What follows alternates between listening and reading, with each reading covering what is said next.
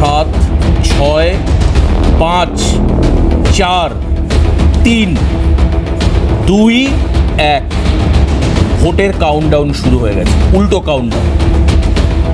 আর যখনই ভোটের কাউন্টডাউন শুরু হয়েছে ঠিক তখন এই বাংলা তার চেনা ছবি দেখতে শুরু করল।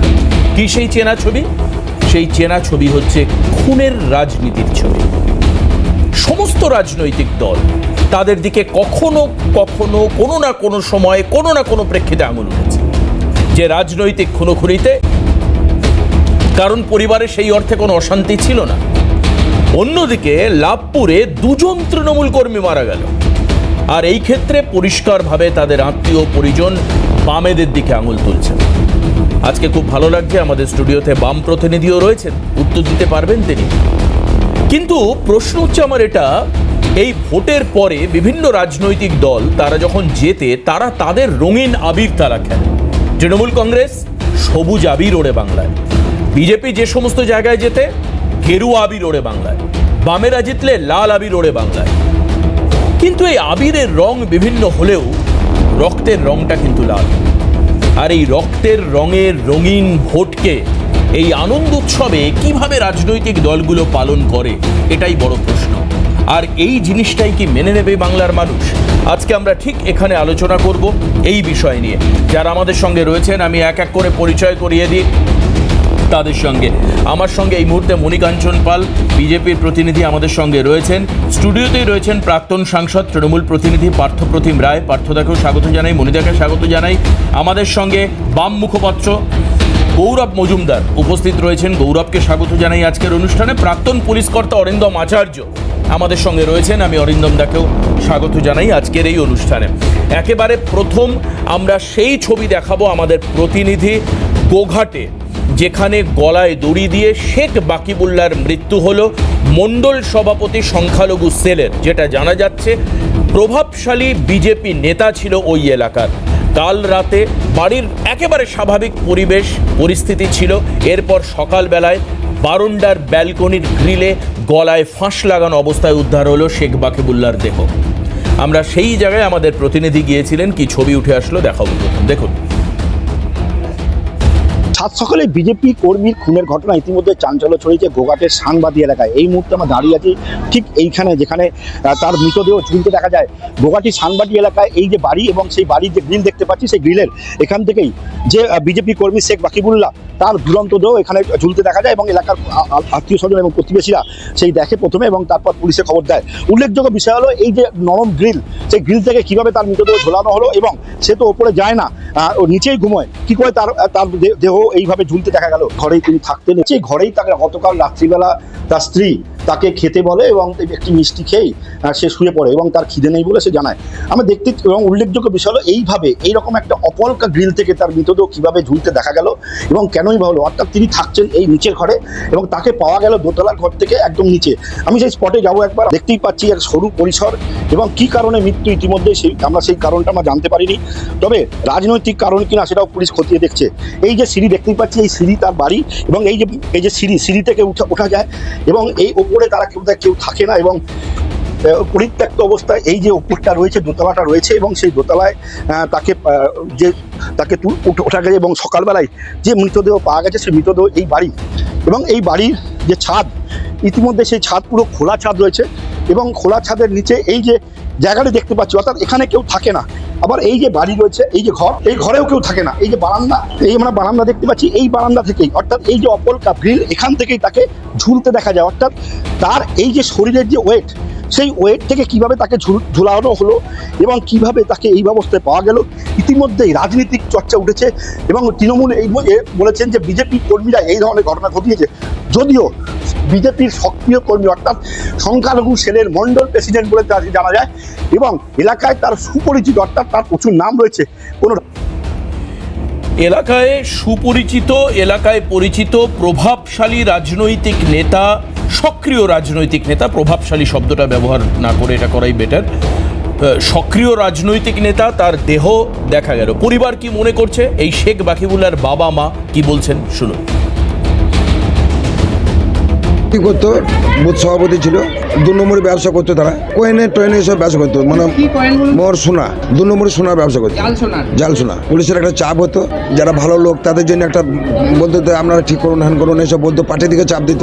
3 মাস আগে গ্রাম ছাড়া হয়েছে, তারপরে কালকে রাতে 400-500 হায়ার নিয়ে গ্রাম ঢুকেছিল, রাতে 1টার পরে ঢুকেছিল, বোম বাস্টিং। শুনেছি আমরা, আমার অনেক দূরে বাড়ি, আমি কম আসি, কিন্তু এসে যখন সকালে দেখছে হাত দুটো সামনে এরকম বাঁধা আছে, গলায় করছে, হাতে বাঁধা আছে, হাতে বাঁধা। ওই দেখুন সামান্য গ্রিল, ওই সামান্য গ্রিলে ওই শুধু ফুলের টপটায় আটকানো আছে একটু সামান্য।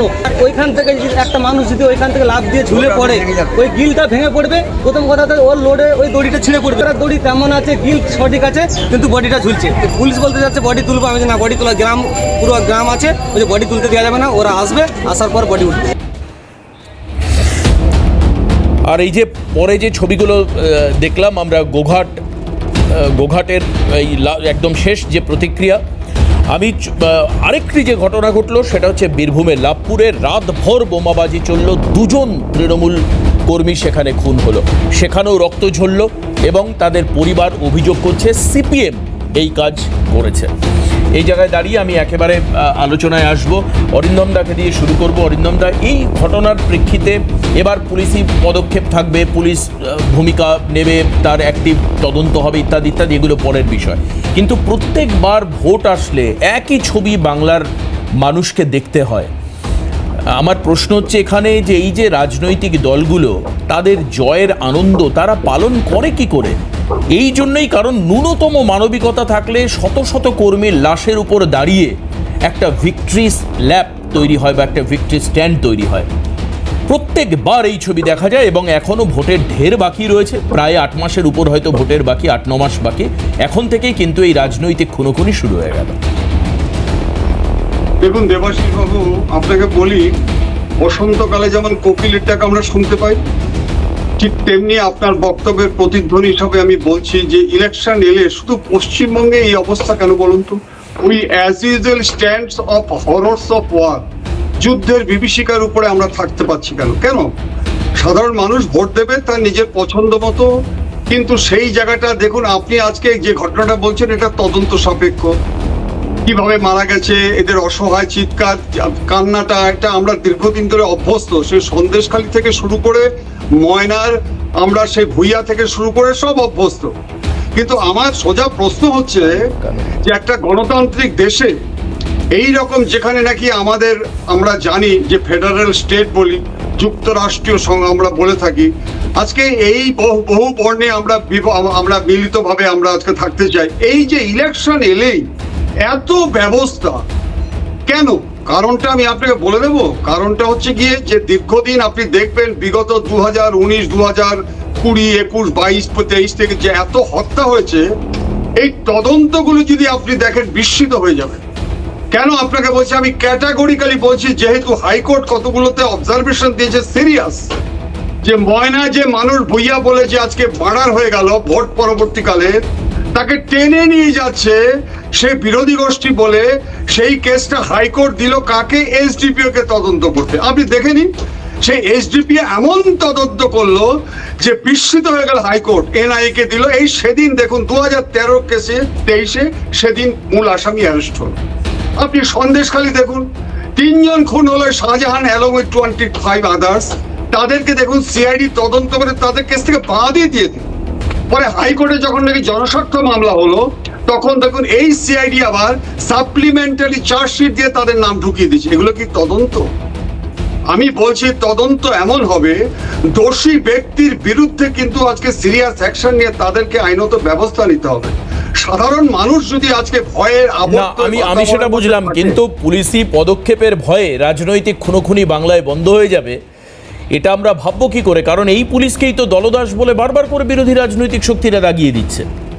এই পুলিশ আপনি যদি অন্যান্য স্টেটগুলো দেখেন, সম্প্রতি যে কাশ্মীরে পর্যন্ত ইলেকশন হলো 2024-এর 3টে ফেসে, আপনি একটা দেখাতে পারবেন একটু ব্লাডশেড হয়েছে?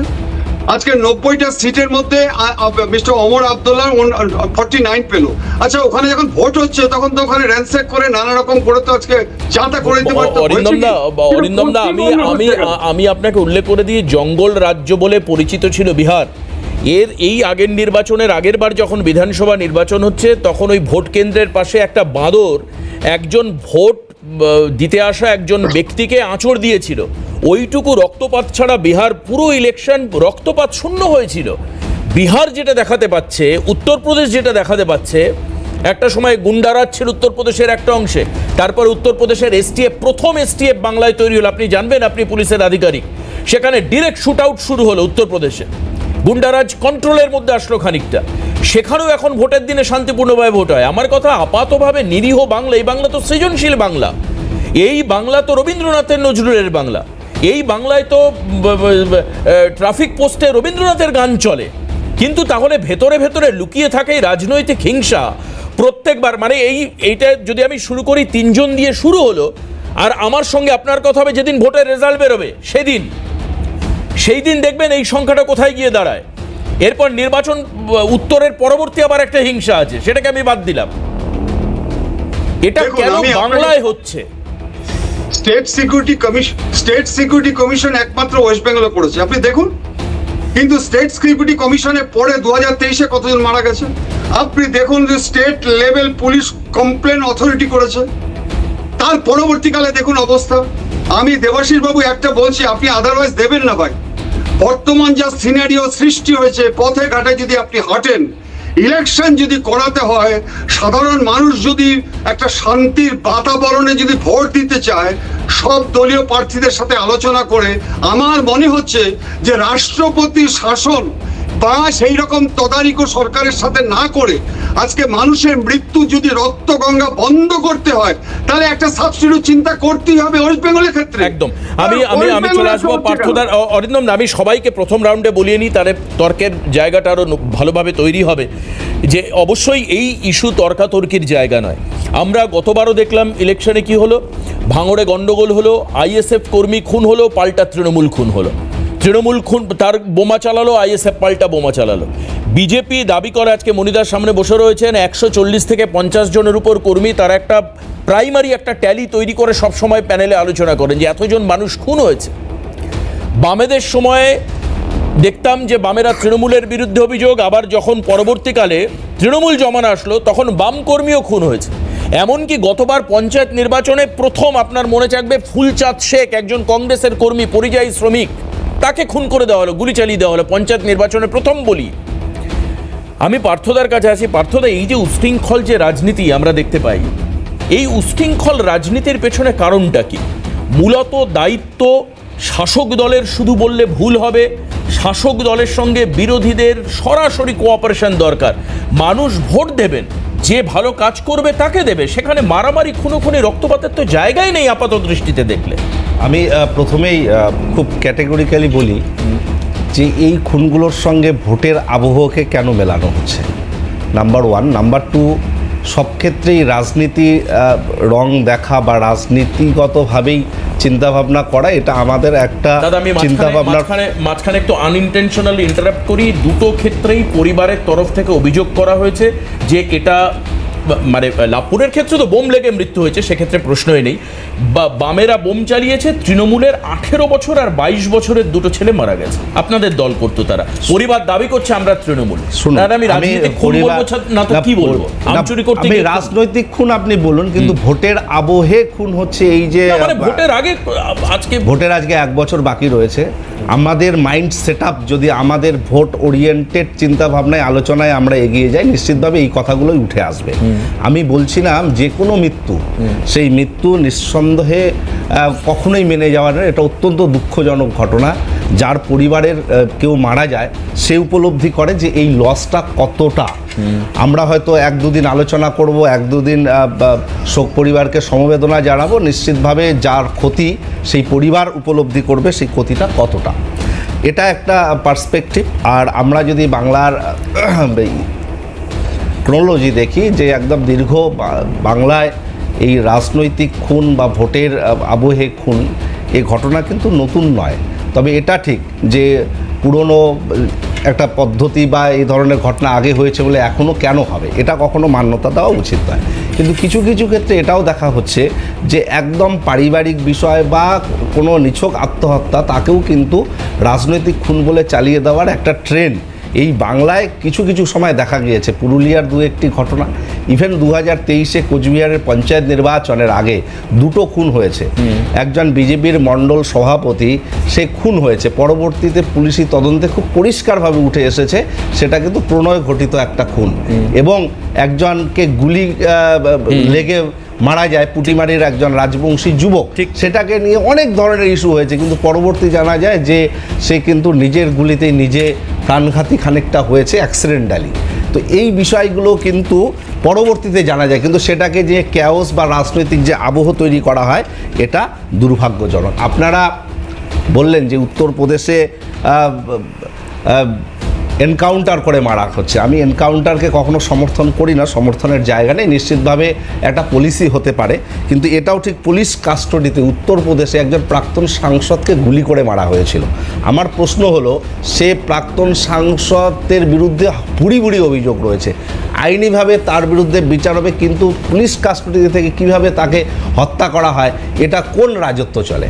তো আবার বিহারে আপনারা বললেন যে ব্লাড শেড হয়নি, এমন নির্বাচন হয়েছে, নির্বাচন কমিশন তার কৃতিত্ব নিয়েছে, কিন্তু বাংলায় যখন এত খুন হচ্ছে সেটা সামলানোর দায়িত্ব তো খানিকটা নির্বাচন কমিশনের বা সমস্ত রাজনৈতিক দলগুলোরও একটা বড় ভূমিকা রয়েছে। সেক্ষেত্রে নির্বাচন কমিশন কিন্তু সমস্ত দায়িত্বটা খানিকটা ঝেড়ে ফেলতে চাই, এটাও কিন্তু দুর্ভাগ্য। আমি মনিদার কাছে আমি বলি আবার সেন্ট্রাল পুলিশ দিয়ে ভোট হয়েছে 2021-এ, আমি শীতলকুচির ক্যান্ডিডেট, আমি চোখের সামনে দেখেছি CISF জওয়ানের গুলিতে 4 জন নিরীহ মানুষ সেদিন গুলিতে হত্যা হয়েছে। এ ধরনেরও ইনসিডেন্ট কিন্তু এই বাংলার বুকেই আমরা দেখেছি। সুতরাং এই যে পরিমণ্ডল, এটা থেকে যদি আমাদের নিস্তার পেতে হয়, সকলকে এগিয়ে আসতে হবে, শাসক দল, বিরোধী দল, সাধারণ মানুষ, সবাইকে এগিয়ে আসতে হবে, এবং যে ঘটনা যে আবহে হচ্ছে তাকে সেভাবেই ব্যাখ্যা করা অত্যন্ত জরুরি। সব কিছুতে রাজনৈতিক খোঁজা, সব কিছুতেই ভোট খোঁজা, এটা অত্যন্ত দুর্ভাগ্যজনক বলে আমি মনে করি। যদি সম্ভব হয়, আমি আমার সঙ্গে যারা সহকর্মী রয়েছেন তারা যদি এই মৃত্যুগুলোর ক্ষেত্রে যেখানে যেখানে রাজনীতির যোগ আছে সেই বক্তব্যগুলো যদি শোনানো সম্ভব হয়, বিশেষত গোঘাটের ক্ষেত্রে বাবা মা দুজনেই বলেছেন, অন্যদিকে লাভপুরের ক্ষেত্রে যে বাচ্চা ছেলে দুটি মারা গিয়েছে তার একজনের বাবা তিনি বলেছেন পরিষ্কার, সেই জায়গাগুলো যদি আসে আমরা আপনাদেরকে শোনাবো। কিন্তু মনিদার কাছে আছি, মনিদা, এই যে সব শুধু শাসক দল নয়, দুজনের দোষ যেটা পার্থদা বলছেন, এক হচ্ছে বিরোধীরা একসঙ্গে আসছে না, অর্থাৎ কোঅপারেট করছে না, দ্বিতীয় হচ্ছে ঢাল নেই তলোয়ার নেই সেই নিধিরাম সর্দার ইলেকশন কমিশন, তার হচ্ছে দায়িত্ব যে নির্বাচনের সময় কেন খুনোখুনি হচ্ছে। কিন্তু বাস্তব ছবি বলছে যে কোনো গেরুয়া আবির খেলা বা সবুজ আবির খেলা তার পেছনে লাল রক্তের দাগ রয়েছে, ছাপ রয়েছে। এটা কখনো আপনাদেরকে ভাবায় না? আপনারা তো প্রত্যেকে মানবিক, শান্তির কথা আমরা বলি সবাই। দেখো, আজকে 11তম আন্তর্জাতিক যোগ দিবস সারা পৃথিবীব্যাপী পালন হচ্ছে। বাংলা ছাড়া ভারতবর্ষে যারা অন্যান্য বিরোধী জোট আছে, ইন্ডি জোটের অনেক নেতা এই আন্তর্জাতিক যোগ দিবসে তাদের অভিনন্দন যা যা করা ফেসবুকে পোস্টে করেছে, যোগার ছবিও দিয়েছে। কিন্তু দেখুন, একমাত্র বাংলা, যেখানে বিরোধী দলের মুখপাত্র হোক, অনেক সময় তিনি মজা নেয়, সাজা নেয় না, তো সে এটাকে ব্যঙ্গ করেছে। অর্থাৎ একটা গর্বের বিষয়, সেটাকেও রাজনৈতিক রং, যেহেতু 2014 মোদিজি আসার পরে এই আন্তর্জাতিক যোগ দিবসটা পালন করা হচ্ছে, সেই কারণে এটাকে রাজনৈতিক রং লাগিয়ে এটাকে নিয়ে ঠাট্টা টিটকারি করেছে। আজকের এটা রিপোর্ট। আমি অরিন্দমবাবু অনেক পরিসংখ্যান দিলেন, আরও পরিসংখ্যান রয়েছে, পার্থদাও অনেক কিছু বললেন, কিন্তু দেখুন, সামান্য যেটা গর্বের বিষয় সেখানেও যেন রাজনীতি, অর্থাৎ বামপন্থী দলেরও এখানে প্রতিনিধি রয়েছে। আমি ছোটোবেলা থেকে দেখে আসছি, ইলেকশন আসা মানেই এখানে মৃত্যু হবে অনিবার্য। একটা ইলেকশন দেখাতে পারবেন না যেখানে একটাও মৃত্যু ঘটেনি। আর সব কিছুতেই যেন রাজনীতি, যেমন অনিল বোস যখন বলে গিয়েছিলেন, অনিল বিশ্বাস, যে রাজনীতি ছাড়া কিছু হয় না, সব কিছুতেই রাজনীতি থাকে, একটা উক্তি ছিল, উক্তির লাইনটা কোট আনকোট আমার মনে পড়ছে না। কিন্তু বিষয় হচ্ছে এই রাজনীতিটা করা হয়েছে। কারণ আমি আপনাকে বলছি, আমরা যেটা মূল জায়গায় যাচ্ছি না, এইটে যে 50 বছর হয়ে গেল প্রায়, যদি বামপন্থী আর আমাদের তৃণমূল কংগ্রেস ধরে রাখি, এই 50 বছরে পশ্চিমবাংলায় বড় শিল্প কটা হয়েছে? কাউকে যদি জিজ্ঞেস করা হয় বড় শিল্প কতগুলো হয়েছে। আর গত 10 বছরে উত্তরপ্রদেশ, বারবার কথায় কথায় উত্তরপ্রদেশে কতগুলো মোবাইল কারখানা হয়েছে, কতগুলো ব্রাহ্মসের কারখানা হয়েছে, কতগুলো রেল ফ্যাক্টরি হয়েছে, একটা ডেটা তৈরি হোক। আর ওয়েস্ট বেঙ্গলও একটা ডেটা তৈরি হোক, দেখবেন কোথায় ওয়েস্ট বেঙ্গল কোথায় ইউপি। প্রথম বিষয় যে কথায় কথায় কেন ইউপি বিহারের সাথে আমাদের তুলনা করতে হবে। বিমারু রাজ্য, বিমারু স্টেট বলতে গেলে তো ওই রাজ্যগুলোকে বোঝাতো, বাংলাকে তো বোঝাতো না। অর্থাৎ আমরা তো ফার্স্ট বয় ছিলাম, প্রথম 1 থেকে 5-এর মধ্যে ছিলাম। আমরা এখন আমাদের কম্পেয়ার করার জন্য ইউপি বিহারকে টেনে আনতে হচ্ছে। মানে আমাদের ডিগ্রেডেশন, মানে ডাউনফল কতটা হয়েছে তার প্রমাণ এটা। মেন বিষয় যেটা, প্রত্যেক বছর পঞ্চায়েতে প্রায় 5,000 কোটি টাকা খরচা হয়। অর্থাৎ যদি পঞ্চায়েত দিয়ে টাকা খরচা হয় মানে খরচা আসে, যদি পঞ্চায়েত দিয়ে আর ওই টাকাটা ভাগ করা হয়, প্রায় 3.5 কোটি টাকা প্রতি বছর প্রতি পঞ্চায়েতে পড়ে, যার প্রায় 2 কোটি টাকা শুধুমাত্র কাগজ পেনে বিল করে জমা করে দিলেই হয়ে যায়। এই যে প্রায় 2 কোটি টাকার যে মধু, এই মধুর জন্যই রাজনীতির লড়াই। আপনার রেল লাইনের পাশে, ন্যাশনাল হাইওয়ের পাশে যে ফাঁকা জমি আছে সেই জমিতে কে চাষ করবে, নদীর পাশে যে ফাঁকা জমি আছে সেই জমিতে কে চাষ করবে, এই যে লড়াই, এই লড়াইয়ের জন্যই কিন্তু আজকে এই রাজনৈতিক হানাহানি। সারা ভারতবর্ষে কোথাও নেই, আমার এখানে কেন? কারণ একটাই, যে ইনকামের জায়গাটা নেই। আমরা বলছি লক্ষ্মীর ভাণ্ডার দিচ্ছি, এই টাকা দিচ্ছি, ওই টাকা দিচ্ছি, তাতে কি সংসার চলে? তাতে তো তার রুজি রোজগার চলে না। রুজি রোজগারের যদি ব্যবস্থা করে দেওয়া যেত, তাহলে কিন্তু এই ব্যবস্থাটা, আমরা যে রাজনৈতিক হত্যা দেখছি, এই রাজনৈতিক হত্যা কিন্তু হতো না। আমরা প্রত্যেকবার বারবার বিভিন্ন রাজনৈতিক দলের কথা, বিভিন্ন রাজ্যের কথা বলি। আমরা এইখানে বসেই দেখেছি, রাজস্থানে ইলেকশন হচ্ছে, একদম টায় কাটায় ভোট। মধ্যপ্রদেশে তো শাসক দল কম ভোট পেল, বিরোধী দল বেশি ভোট পেল, যারা কম ভোট পেল তাদের সিট বেশি, তারা সরকার তৈরি করলো, তাও একটা ইট পড়ে নিয়ে কারো মাথা ফাটেনি। এখন এরকম পরিস্থিতি রয়েছে, তা সত্ত্বেও আমার বাংলায় বারবার কেন হচ্ছে, মূল জায়গাটা অরিন্দমবাবু আরও আমার থেকে ভালো বলতে পারবেন। আমরা মূল জায়গাটায় যাচ্ছি না, আমরা উপরের হানাহানি মারামারিটা দেখছি, কিন্তু এই হানাহানি মারামারির বেসিক জায়গাটা কোথায়, এই বেসিক জায়গাটা যাচ্ছি না। কেউ কোনো আদর্শের জন্য লড়ছে না, একদম খোলাগুলি বলছি, কেউ কোনো আদর্শের জন্য লড়ছে না। না বাম জামানায় তারা কমিউনিজম একদম পুরে দাস ক্যাপিটাল পড়ে একদম উদ্ধার হয়ে গেছে, এরকম বিষয় নেই। তৃণমূল কংগ্রেসের সময় তো এদের আদর্শ উদ্দেশ্য একটাই, যেমনভাবেই হোক টাকা রোজগার করো। সুতরাং এখন তো আরও বেশি হবেই, কিন্তু আমরা মূল জায়গায় যাচ্ছি না, যে কিভাবে কেন এই হানাহানি করছে। এতে কি পশ্চিমবাংলা যারা কথায় কথায় বাঙালির সম্মান নিয়ে কথা বলে, বাঙালির সম্মান কি বাড়ে? আপনি অন্যান্য রাজ্যে যাবেন তো, আগে লেফটের সময় বলা হতো মিছিলের রাজ্য, কথায় কথায় মিছিল, মিটিং, বয়কট, বাংলার সম্মান রক্ষা করার দায়িত্ব তো সবার, মনিদা। এটা একজন বাঙালি হিসাবে প্রত্যেকের উচিত। সেখানে আমরা বাংলা দিবস পালন করা নিয়ে আকচি করছি, কিন্তু সেক্ষেত্রে বাংলার সম্মান রক্ষা করবার ক্ষেত্রে কিন্তু মনিদা যেটা বলছেন, যে মূলত রাজনীতির কারণের জন্য, অর্থাৎ রাজনৈতিক উৎসাহ দেওয়া হচ্ছে যে তুমি লুটে পুটে খাও, রোজগার বাড়াও, অর্থাৎ এই কারণের জন্য কি খুনের সংখ্যা বাড়ছে? গৌরব, যেখানে আজকে আমি একটু শোনাই যে গোঘাটে এবং পাশাপাশি লাভপুরে তো সরাসরি বামেদের বিরুদ্ধে অভিযোগ করছে পরিবার, যে সেখানে বামেরা খুন করেছে তৃণমূলকে। বামেদের খুঁজে পাওয়া গেল, বামেরা খুন করছে। প্রথম কথা হচ্ছে, আপনি কোথায় পেলেন জানি না, কিন্তু লাভপুরের বিধায়ক যিনি আছেন, অভিজিৎ সিংহ সম্ভবত তার নাম, আমি টিভিতে দেখছিলাম, তিনি বলেছেন যে দুষ্কৃতী দলের মধ্যে লড়াই, ওখানে সোনা কেনা বেচার এরকম একটা কি ব্যবসা আছে, বেআইনি ব্যবসা, তার বকরা কে পাবেন তাদের মধ্যে লড়াই, সেই লড়াইতে হচ্ছে যে ওখানে মারপিট। এখন আপনি কোথায় বামেদের খুঁজে পেলেন আমি বলতে পারবো না। আর লাভপুরে যদি সিপিআইএম বা বামেরা যদি ওখানে এইসব করে থাকে, তাহলে তো বিরাট ব্যাপার। তাহলে তো মমতা বন্দ্যোপাধ্যায়, আমরা কি শোনাতে পারবো যে যার মৃত্যু হয়েছে তার বাবার বক্তব্য? সে শোনান না, কি বলেছে একবার একটু আমি শোনাই, হয়তো গৌরবের সুবিধা হবে। অভিজিৎ সিংহর বক্তব্য শোনাবেন না, হ্যাঁ, ওখানকার বিধায়কের বক্তব্য শোনাবেন। যে মারা গেছে তার বাবা নিশ্চয়ই সেখানকার বিধায়ক রাজনীতির বক্তব্য বলবেন, এটা খুব স্বাভাবিক। কি বলেছেন একবার কিছু নেই।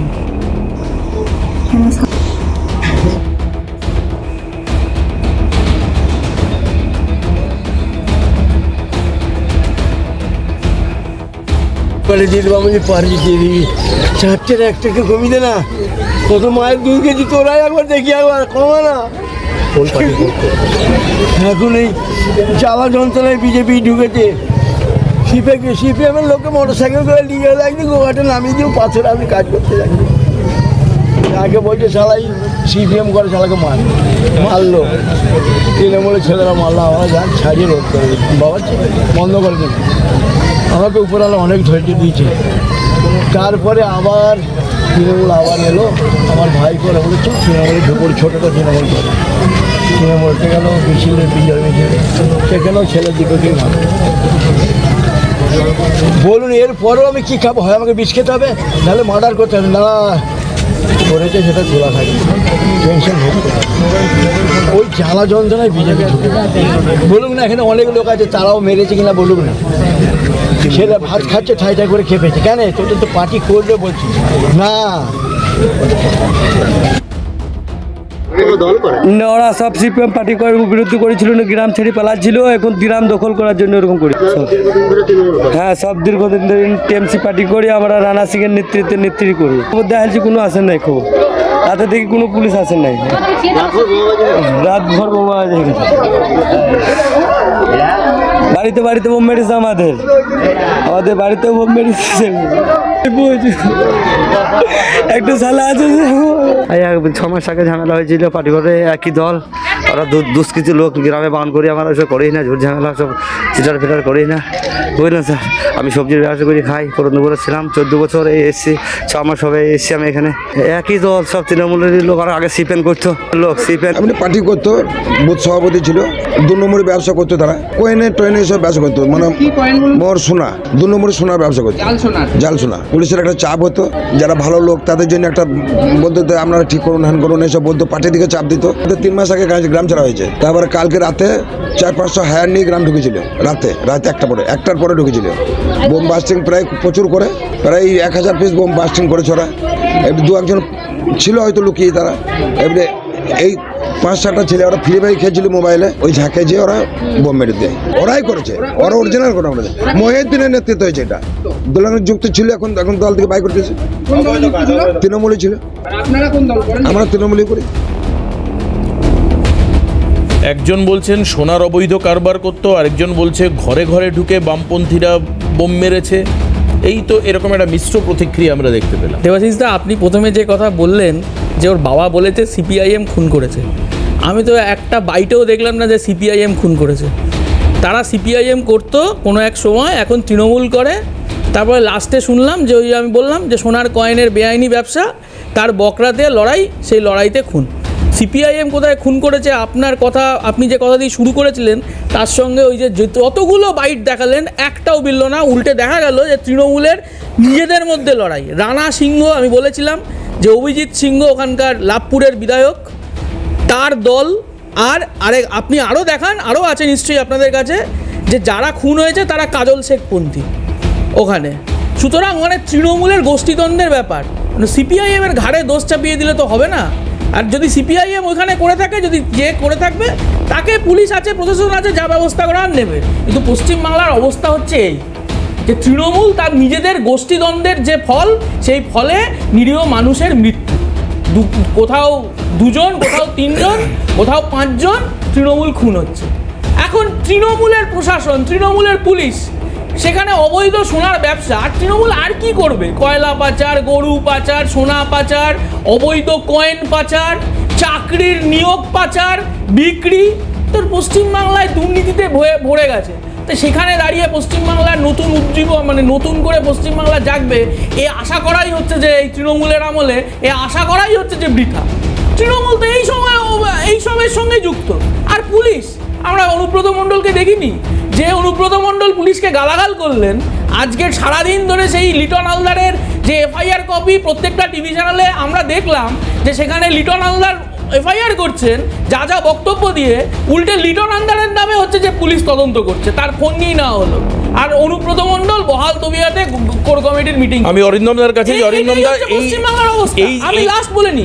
আর এখানে বিজেপির প্রতিনিধি বলছিলেন কি 34 বছর 15 বছর কি হয়েছিল বামফ্রন্টের আমলে, কি দাস ক্যাপিটাল পড়ে কিসব কিসব বললেন। আমি বলছি যে মধ্যপ্রদেশে একটা নির্বাচিত সরকারকে হচ্ছে যে রাতের অন্ধকারে কিনে নেওয়া, মহারাষ্ট্রে একটা নির্বাচিত সরকারকে রাতের অন্ধকারে ফেলে দেওয়া, কোন আর কি ওই কী বলবো সাধু সন্তদের বিষয় আমি তো বুঝতে পারলাম না। এটা কোন ধর্মীয় রাজনীতি, এই কোন ধর্মে এসব বলা আছে বিজেপির প্রতিনিধি বলবেন। আসলে বিজেপি আর তৃণমূল এরা সমান, এরা একে অপরের পরিপূরক। যে সকালবেলা বিজেপি সে সন্ধ্যেবেলা তৃণমূল, আবার মাঝরাতে বিজেপি সকালবেলা তৃণমূল, এই তো এই অবস্থা। বেশ, আমি মনিদার থেকে উত্তর নেব, কিন্তু তার আগে একটা বিরতির সময় হয়েছে, বিরতি নেব, বিরতির পর ফিরে আসব। এই রাজনৈতিক কোন্দল এই পুরো চারজনের থেকে জিজ্ঞেস করলে গোল গোল করে বিষয়টা এরকম জায়গায় দাঁড়ালো যে তৃণমূলের আমলে নানান রকম অবৈধ কাজকর্ম হচ্ছে, এই অভিযোগ। অন্যদিকে তৃণমূল অভিযোগ করছে অন্য কেউ কোঅপারেট করছে না। এই ক্ষেত্রে ব্যক্তিগত অন্যায় অপরাধ খুনোখুনিকে সামনে তুলে আনা হচ্ছে, রাজনীতির রং দেওয়া হচ্ছে। এবং মনিদা কি বলছেন? মনিদা বলছেন যে এই ক্ষেত্রে এই কারণের জন্যই হচ্ছে, কারণ মানুষের হাতে কাজ নেই। এক হচ্ছে কাজ নেই, কাজে প্রচুর বেকার ছেলে মেয়ে ঘুরে বেড়াচ্ছে কাজের সন্ধানে। এবার কি করবে? কাউকে ইট বালি সুরকি ইত্যাদির কাজ দেওয়া হচ্ছে। না, মনিদা বলেছেন আপনি শিল্পোন্নয়ন বাংলায় হয়নি, এই কারণের জন্য হচ্ছে এই ধরনের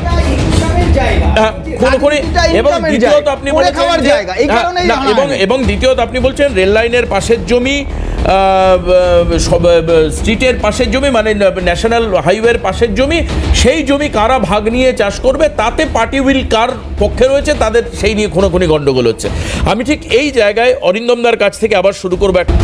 অরিন্দমদা, কোথাও দাঁড়িয়ে পুলিশ চাপে রয়েছে, এই বিষয়টা কাউকে বলে বুঝিয়ে দিতে হবে না, একদম বাস্তব। একজন পুলিশের, আমি সমস্ত তর্ক বিতর্কের বাইরে গিয়ে বলছি, একজন নেতা পুলিশকে গালিগালাজ করছে, পরবর্তীকালে এটা তার ট্যাম্পার্ড অডিও নয়, সেটা সে নিজেই স্বীকার করছে যে আমার এটা বলা ভুল হয়েছে। দল তাকে চাপ দেয়, 4 ঘন্টার মধ্যে ক্ষমা চাইতে বলে, দলীয় কর্মী হিসাবে সে তাই করে।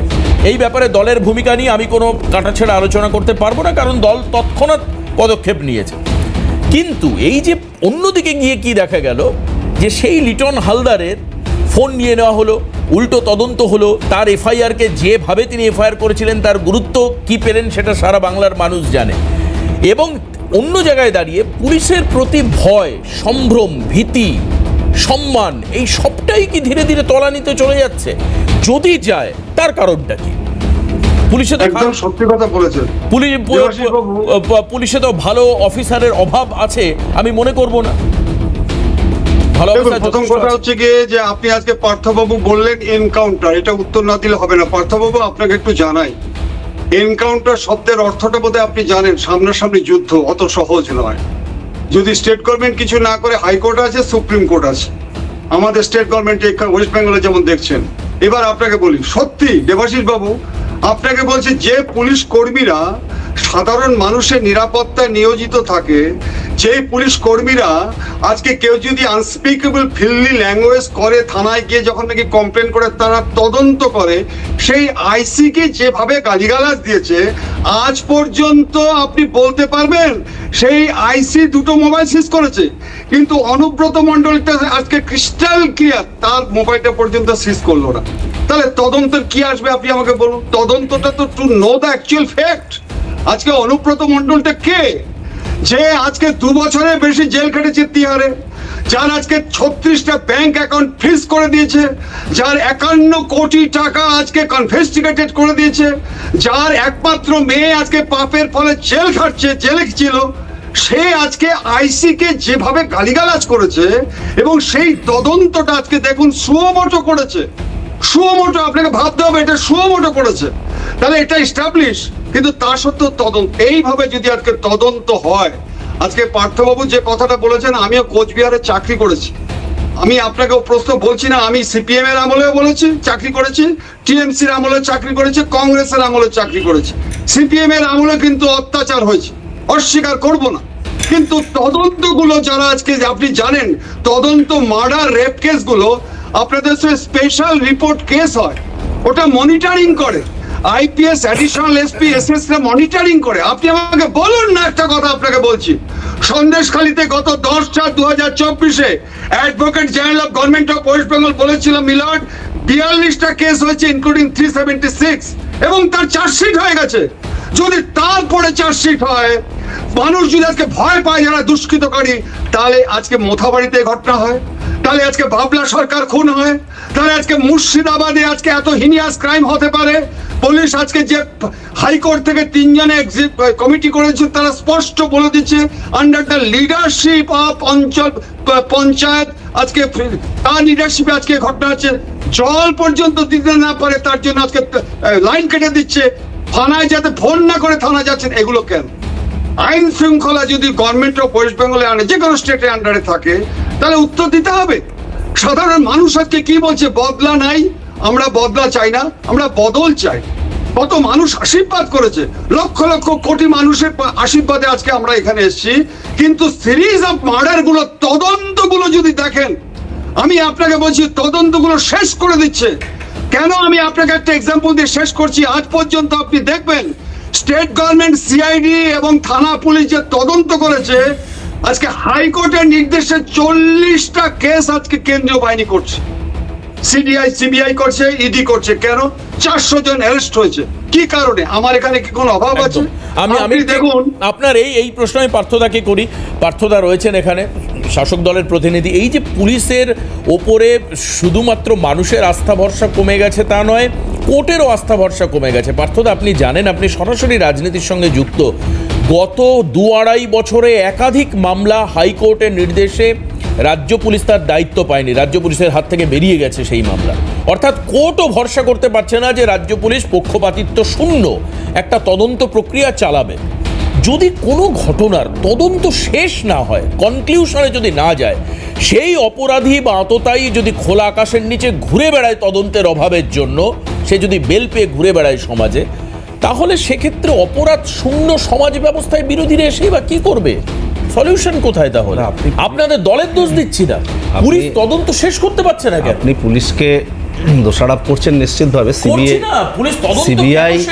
সিবিআই ইডির তদন্তের শেষ কোথায়? তার সাকসেস রেট কি? আজকে উনি খুব গর্ব করে বলেন যে পুলিশের উপর আস্থা রাখতে পারছে না, সিবিআই ইডি বা এই ধরনের কেন্দ্রীয় এজেন্সিগুলোর উপর দিচ্ছে। কেন্দ্রীয় এজেন্সিরও তথৈবচ অবস্থা, একদমই কি তার ফ্রুটফুল রেজাল্ট কি এসেছে? এবং আমরাও দেখেছি এ ধরনের ঘটনা যখন অন্য কোনো রাজ্যে হচ্ছে, সেটা যদি বিজেপি শাসিত রাজ্য হয়, সেখানে কিন্তু এ ধরনের কোনো এজেন্সি দিয়ে তদন্ত করানো হয় না। এটা অত্যন্ত দুর্ভাগ্যের বিষয়। তো কেন্দ্রীয় এজেন্সিগুলো কিভাবে পরিচালিত হচ্ছে আজকে সেটা দিনের আলোর মতো স্পষ্ট।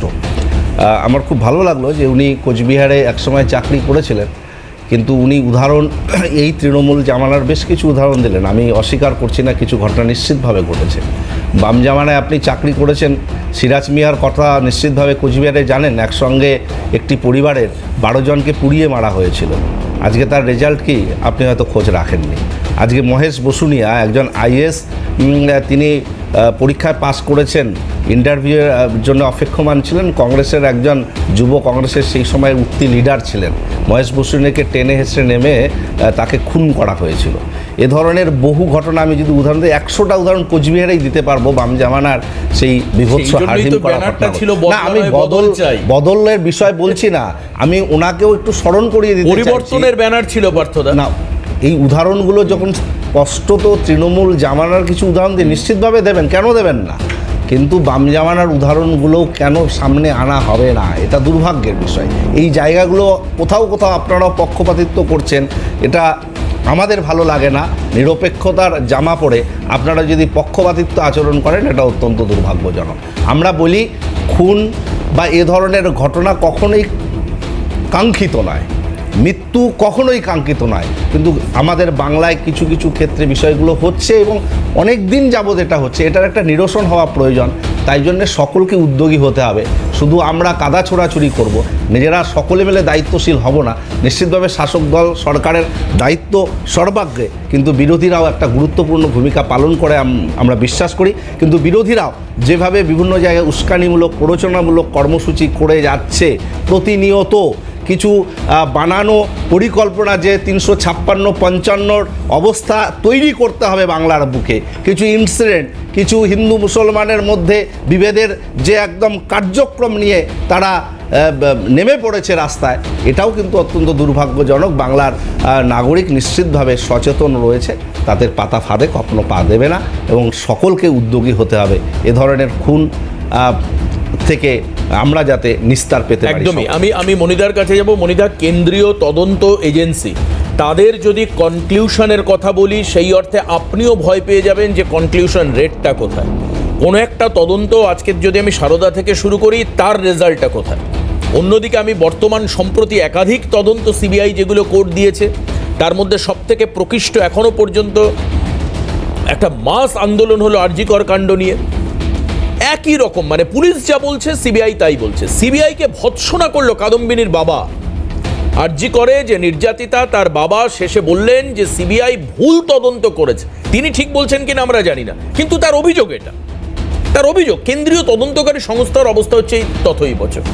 অন্যদিকে বিরোধীদের হিন্দু মুসলিম সেপারেট করা এবং রাজনীতি করা, তার ফলস্বরূপ যেটা পার্থদা বলতে চাইছেন, সম্প্রতি একাধিক ঘটনা।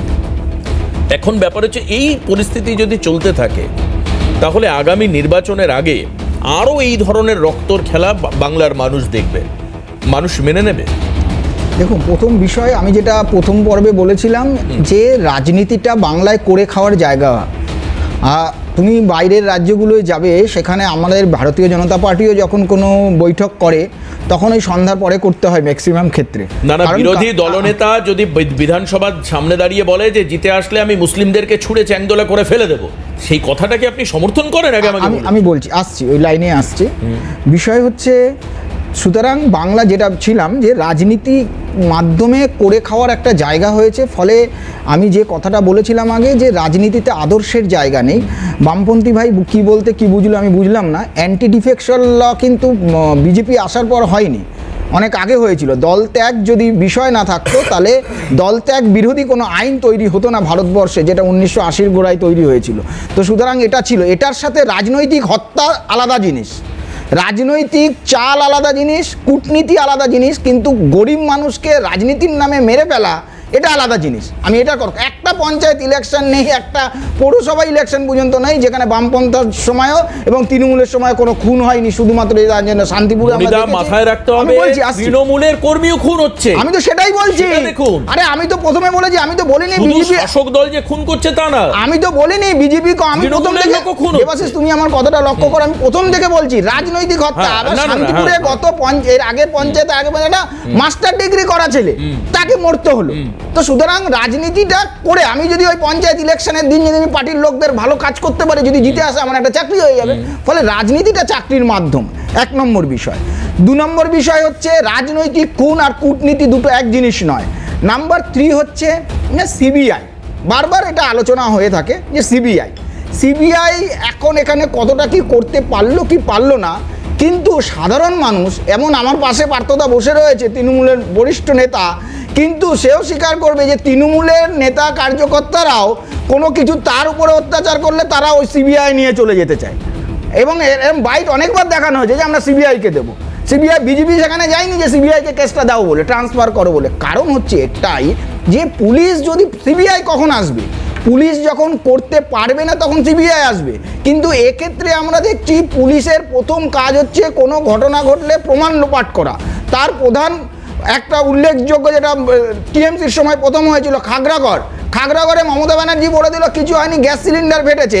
কিন্তু ঘটনাচক্রে দেখা গেল ভারতবর্ষে, স্বাধীন ভারতবর্ষে কোনো উগ্রপন্থীকে যদি ম্যাক্সিমাম ডেট মানে বেশি শাস্তি দিতে হয়, 29 বছরের শাস্তি দেওয়া হয়েছে খাগড়াগড় কাণ্ডে। পুলিশ ওখানে প্রমাণ লোপাট করছে।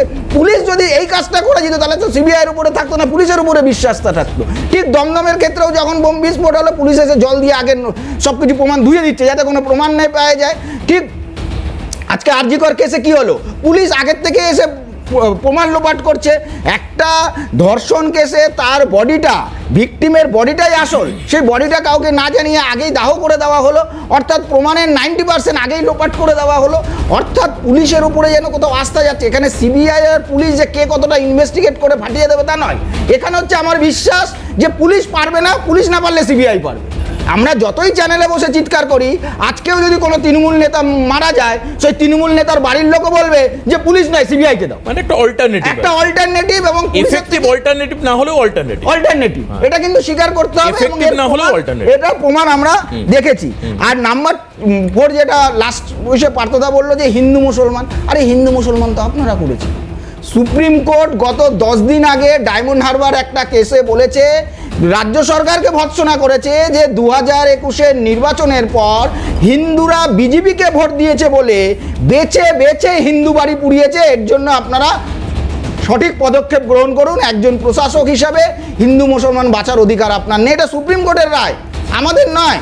তো সুতরাং হিন্দু মুসলমান এখানে কারা তৈরি করেছে, কারা বলেছে দুধের গরুর লাতটা খাবো, অর্থাৎ পশ্চিমবঙ্গের যে অবভিয়াস বিষয়টা আমরা অন্যদিকে চলে যাচ্ছি, যেটা পার্থদা চেষ্টা করছেন বারবার, রাজনৈতিক হানাহানি, হত্যা, ইলেকশনের সময় হত্যা, এটা তখনই বন্ধ হবে যখন আপনি রাজনীতিটা করে খাওয়ার জায়গা নয়, রাজনীতিটা আদর্শের জায়গা, কিছু করার জায়গা, সাধারণ মানুষ। মনিদা একটা কথা বলছে, সেটা নিয়ে খুব সংশয় তৈরি হবে গৌরব, সেটা হচ্ছে যে পুলিশ প্রমাণ লোপাট করছে। আমরা এরকম কোথাও দেখি না যে পুলিশ খুন করতে যায়, তাহলে পুলিশ প্রমাণ লোপাট করবে কেন? প্রথম এই প্রশ্ন আসছে। আচ্ছা গৌরব, এই কারণের জন্য কি? কারণ আজও পার্থদার মনে থাকবে যে বীরভূমের মাটিতে গণহত্যা হলো, বকটুই কাণ্ডে জীবন্ত 9 জনকে, পরবর্তীকালে হসপিটালে আরও একজন, 10 জন মারা গেল। সকালে যখন মিডিয়া ধরলো অনুব্রত মণ্ডলকে, বীরভূমের নেতা, তিনি বললেন এটা টিভি বিস্ফোরণ হয়েছে।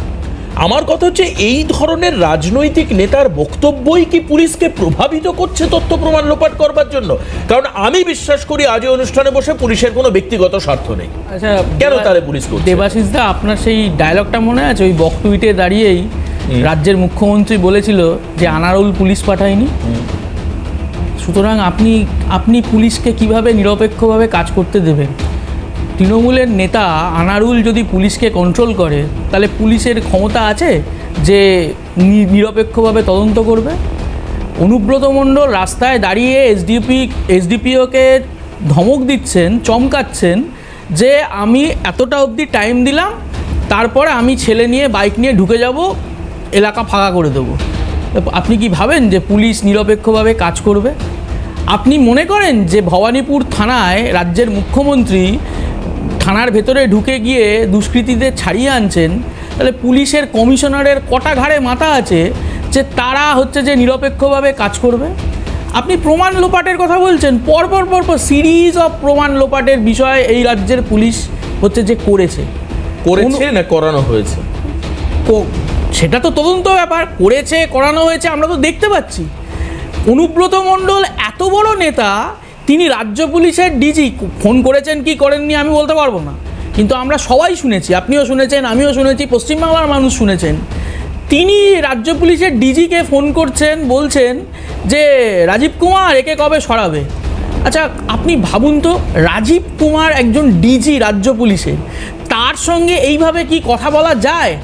যদি যায় তাহলে বুঝতে হবে যে অনুব্রত মণ্ডল এইভাবে কথা বলার সাহস তিনি পান, তার কারণ তার মাথার ওপরে কোনো বড় হাত বা বড় ছাতা আছে। পুলিশের অবস্থা এই জায়গায় হচ্ছে যে গিয়ে পৌঁছেছে।